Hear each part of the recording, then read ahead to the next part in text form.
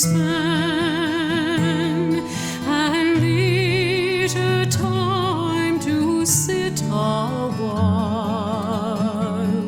There is a fair maid in this town who sorely has my heart beguiled.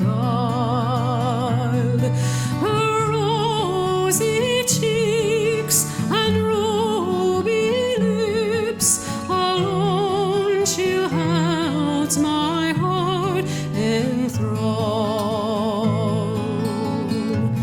Then fill to me the parting glass.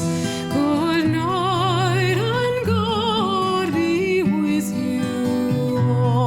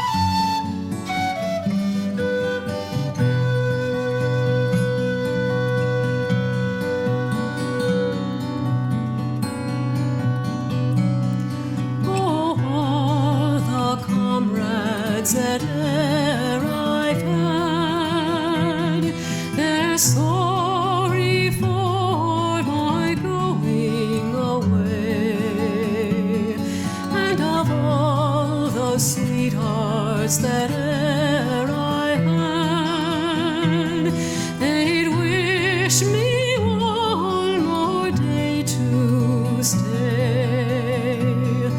But since it falls into my lot that I should run